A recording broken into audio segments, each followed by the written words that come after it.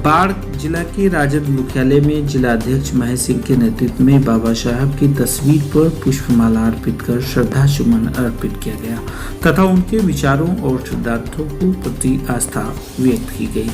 वहीं रामविलास पासवान के आवास पर मूर्तियों को खाली कराने के वक्त बाबा साहब की मूर्तियों को फेंके जाने के संबंध पर एक प्रश्न के जवाब में जिलाध्यक्ष महेश सिंह ने कहा कि यह काफी निंदनीय है, इससे लोगों में गलत संदेश जाता है। उन्होंने वर्तमान सरकार पर भी निशाना साधा और कहा कि सरकार भी कहीं दूर दूर तक भीमराव अंबेडकर के साथ खड़े रहने का सिद्धांत नहीं रखती। इस अवसर पर राजद नेता जितेंद्र कुमार उर्फ जीतू, महेश यादव, आलोक कुमार सिंह सहित कई पदाधिकारी व कार्यकर्ता मौजूद थे।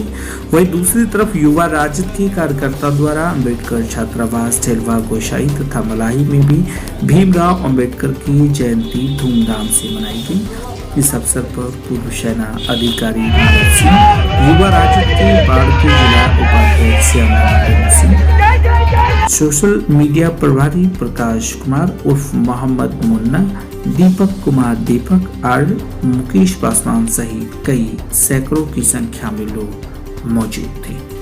एचबी स्टार 24 न्यूज के लिए बाढ़ से प्रिया सिंह की खास रिपोर्ट।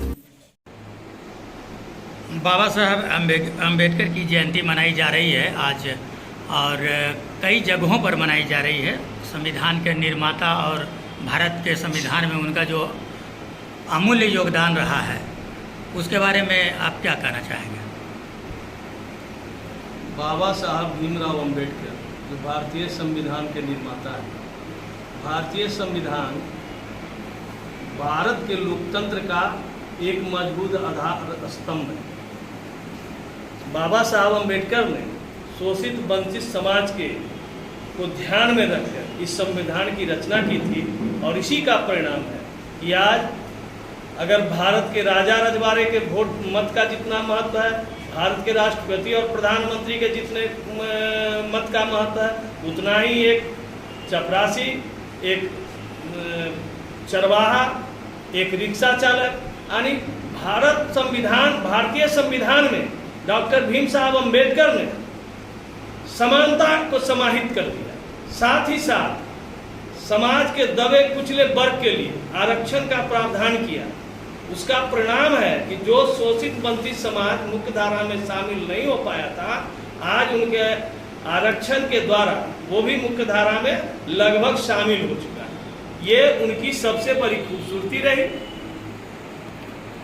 अच्छा, दिल्ली में जो है रामविलास पासवान के आवास को खाली कराने के दरमियान जो है बाबा साहेब की मूर्तियाँ को, फोटो को, सबको तितर बितर कर दिया गया, उसे फेंका गया।